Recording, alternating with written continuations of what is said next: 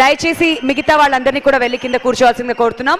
ఎన్టీఆర్ గారి కుటుంబ సభ్యుల్ని, రఘురామకృష్ణరాజు గారిని అండ్ టీడీ జనార్దన్ గారిని మాత్రమే వేదిక మీద ఉండవలసిందిగా కోరుతున్నామండి. Thank you so much. అందరికీ నమస్కారం.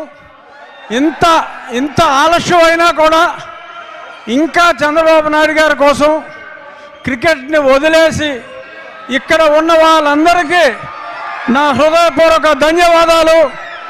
ఇది చంద్రబాబు నాయుడు గారి విజన్కి మీరందరూ ఇచ్చిన గౌరవం. జై CBN, we're all with CBN. జోహార్ ఎన్టీఆర్, జోహార్ ఎన్టీఆర్. ఎంతోమంది మా గణేష్లోని ఆవేదన, తమ్ముడు రాజేష్లోని ఆక్రోశం, మా శ్రీనివాసరావు గారిలోని అన్ని నవరసాలు అంతా అయిపోయింది. ఇంకా మేము పండించడానికి ఏమీ లేదు.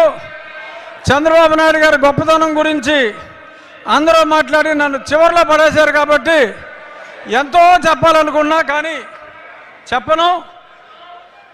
మీకు స్పెసిఫిక్గా ఏదైతే ఎదురు చూస్తున్నారో ఆ 3-4 పాయింట్లు ఉన్న ఈ కొద్దిమంది జనం వెళ్ళిపోకుండానే చెప్పేస్తా.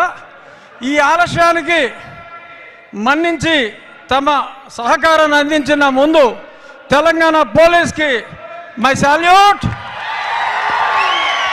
ఈ కార్యక్రమానికి నిండు మనసుతో సంపూర్ణ సహకారం అందించిన గౌరవనీయులైన ముఖ్యమంత్రి చంద్రశేఖరరావు గారికి కూడా మై సాల్యూట్. ఒక బీజాన్ని, ఒక విత్తనాన్ని చంద్రబాబు నాయుడు గారు వేస్తే అది మొక్కయ్యాక చెట్టుగా ఉన్నప్పుడు ఆ ఫలాల్ని అందరికీ అందించి మరింత వృద్ధి చెందేలాగా చేయటం మామూలు విషయం కాదు. సృష్టికర్త బ్రహ్మ మన చంద్రబాబు నాయుడు గారు అయితే అభివృద్ధికి, తర్వాత వచ్చిన ముఖ్యమంత్రులు దాన్ని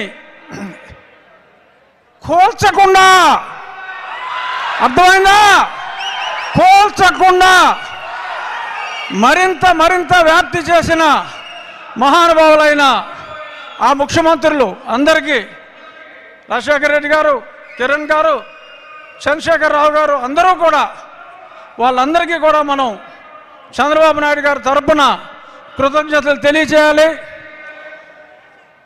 ఈరోజు చంద్రబాబు నాయుడు గారు లాంటి ఒక గొప్ప వ్యక్తిని ఎందుకు కారాగారంలో పెట్టారో అందరికీ తెలుసు. ఆయన ప్రతిష్టని దిగజార్చాలని. కానీ ఇవాళ కారాగారంలో ఉన్న ఆయన ప్రతిష్ట 100 రెట్లు పెరిగింది. తప్పు చేసినా సరే, అంటే కారాగారంలో పెడతాం తప్పైనా సరే, ఆ తప్పు వలన ప్రపంచంలోని సుమారు 70-80 దేశాల్లో ఇవాళ మనం చూస్తున్నాం. కొందరు బస్సుల్లో తిరుగుతున్నారు. 100 మందిని అరగంట కూర్చోబెడటానికి లక్షలు ఖర్చు పెడుతున్నారు.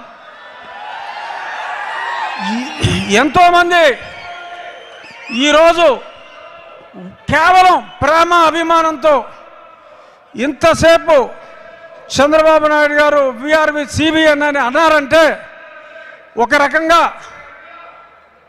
నేను బ్రతుకున్న వ్యక్తులు ఎవరికీ ఇంత ఘనకీర్తి చూడాల. ఇది ఇంపాసిబుల్. ఎవరైనా పోతా మాట్లాడుకుంటాం. బతుకున్న వ్యక్తి గురించి ఇంత గొప్పగా ఇంతమంది మాట్లాడటం, తప్పు చేసినా అనుకున్నది ఒకటి అయింది ఒకటి కొందరికి, వారికి కూడా థ్యాంక్స్ చెప్పేద్దాం.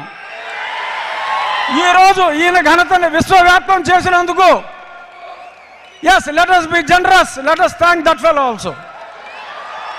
ఇక రేపు ఆంధ్రప్రదేశ్లో న్యాయానికి పరీక్ష,